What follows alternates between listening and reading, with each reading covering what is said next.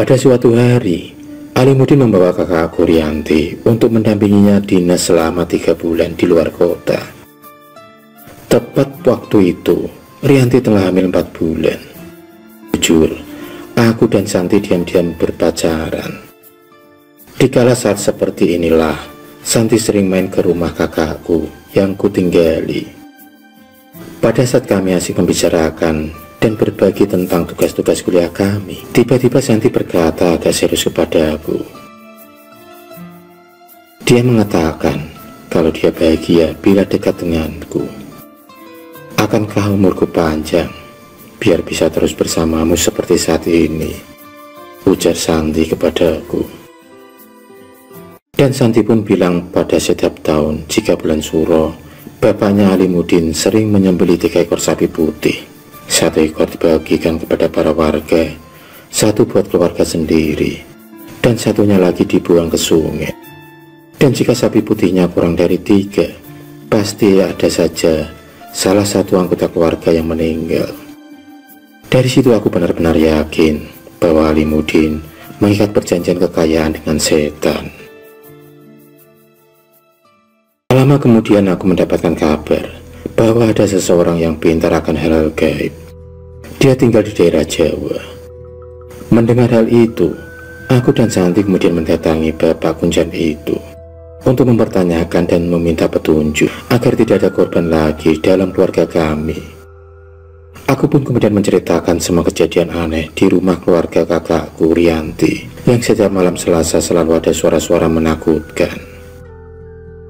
Bapak Kunjan menyarankan agar aku memasang ayat kursi di setiap pintu kamar, terutama di kamar kakakku. Tidak lupa, Bapak Kunjan tersebut juga menyuruh Santi agar tidak lupa mengingat Allah. Aku pun diberikan sebuah cincin giok berwarna putih. Bukannya musyrik, tapi hanya untuk berjaga-jaga saja bila aku ketakutan. Dan setelah itu terkuak sudah rahasia Alimuddin. Ternyata benar kecurigaanku selama ini. Alimuddin memuja dan bersekutu dengan setan. Dia terikat perjanjian kekayaan dengan genderuwo, dengan persyaratan tumbal 3 sapi putih tiap tahun. Dan jika tidak, salah seorang anak atau istrinya yang jadi gantinya. Santi sangat kaget dan sedih mendengar ayahnya bersekutu dengan setan. Santi pun menangis. Mengapa ayahnya tega menukar nyawa anak istrinya dengan kekayaan yang tidak dapat dibawa mati? Singkat cerita, aku kembali ke rumah kakakku dan menuruti saran dari Bapak Kunjan. Aku pun kemudian memasang stiker ayat kursi di setiap pintu kamar. Malam harinya, hawa panas hening mencengweram, dan tiba-tiba terdengar suara meraung-raung menggeram dan suara dentuman kaki sosok makhluk yang besar. Mendengar ini, aku langsung menghubungi Santi agar berwudu dan sholat serta membaca Al-Quran. Sedangkan aku masih dalam keadaan gemetar mendengar suara menyeramkan itu. Aku pun teringat Simbok yang pintu kamarnya lupa aku beri stiker ayat kursi. Sambil masih terdengar dentuman kaki, aku pun berlari menuju kamar Simbok. Sesampainya di sana, aku mendapati Simbok tergeletak pingsan. Aku kemudian membangunkan Simbok sambil kutetesi kedua matanya dengan air dan kubacakan ayat-ayat suci yang aku hafal. Syukurlah, Simbok bisa sadar. Namun ketika ia membuka mata, Simbok pun langsung menjerit lagi menandakan ia melihat sesuatu di belakangku. Dan pas aku tengok, tampak sesosok gorila berwajah serigala, bertanduk dan bertaring sebesar gading gajah. Matanya merah menyala menatapku penuh amarah. Jujur aku sangat takut melihat makhluk yang tak pernah ku percayai keberadaannya itu. Ternyata saat itu ada di hadapanku. Dengan sejuta keberanian yang kukumpulkan, aku kemudian membaca surah Al-Fatihah, ayat kursi, Al-Ikhlas, Al-Falaq, dan An-Nas. Alhamdulillah, makhluk itu raib dengan sendirinya. Pagi-pagi Simbok menangis padaku. Ia ingin pulang kampung. Sementara Alimuddin yang merencanakan tinggal 3 bulan di luar kota, dia pulang hari itu juga. Sesampainya di rumah, dia pun merobek semua stiker ayat kursi yang kutempelkan di dinding pintu. Dia menggamparku dan mencaci maki serta memarahiku Dia juga bilang aku telah mengotori rumahnya dengan stiker yang tak berguna.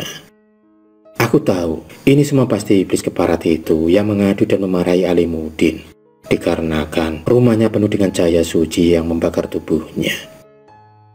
Akhirnya aku pun diusir dari rumahnya pada hari itu juga. Namun sebelum pergi, aku berpesan kepada kakakku Rianti agar tak lepas dari air wudhu, sholat dan berzikir padanya.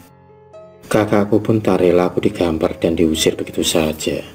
Kakakku bertengkar atas masalah ini. Belum genap 1 minggu aku kembali dan tinggal di rumah orang tuaku. Kakakku pun pulang ke rumah orang tuaku. Dia lagi hamil tua. Kelopak matanya tampak coklat pucat dan tubuhnya pun memar-memar penuh bekas pukulan. Laki-laki macam apa itu? Aku jadi membencinya. Mantan kakak iparku yang tak lain adalah ayah Santi, kekasihku.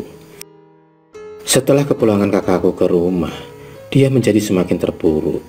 Kakakku mulai sakit-sakitan. Sudah kami bawa ke dokter, namun keadaan kakakku dan kehamilannya semakin memburuk. Aku pun kemudian berniat untuk memanggil Bapak Kunjen yang ada di Jawa itu. Namun, perjalanan memakan waktu cukup lama, karena jarak kotaku ke Jawa Timur itu sangat jauh.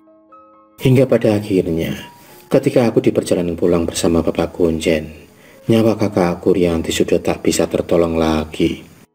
Aku tak habis pikir, masa hanya gara-gara kupasang ayat-ayat Allah, si iblis membabi buta. Kematian kakakku tersebut bersamaan dengan 2 orang anak Alimuddin dan istrinya yang ketiga. Bapak Kunjen pun tak bisa mencegahnya, karena itu sudah resiko perjanjian dengan iblis. Bapak Kunjen hanya menyuruh keluarga dari Santi untuk selalu mendekatkan diri kepada Allah. Alhamdulillah, keluarga Santi mau menurutinya. Dan semenjak anak dan istri-istri Alimuddin beriman, kekayaan Alimuddin pun merosot drastis, dan Alimuddin meninggal dunia dalam kecelakaan yang mengerikan. Semenjak Alimuddin meninggal, tidak ada lagi yang dikhawatirkan.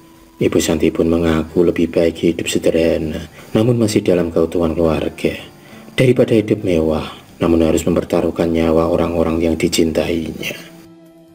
Aku dan Santi berhasil lulus studi. Aku menjadi seorang sarjana arsitek dan mendapat pekerjaan yang memadai, sedangkan Santi sendiri menjadi seorang bidan.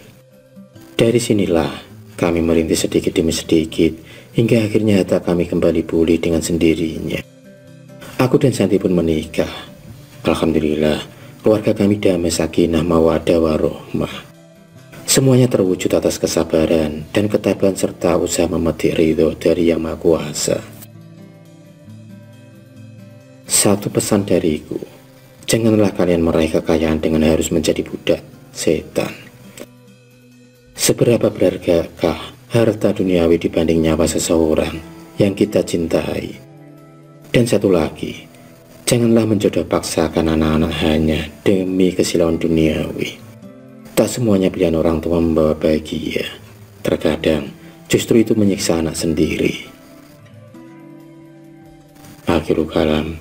Wassalamualaikum warahmatullahi wabarakatuh.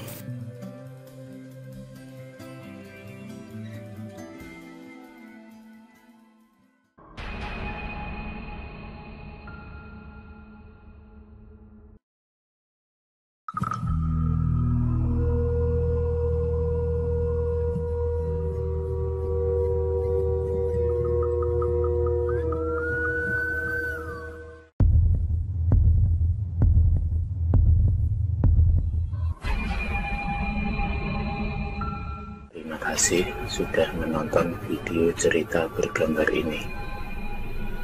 Klik subscribe untuk terus mendapatkan video-video cerita bergambar selanjutnya. Semangat berkarya.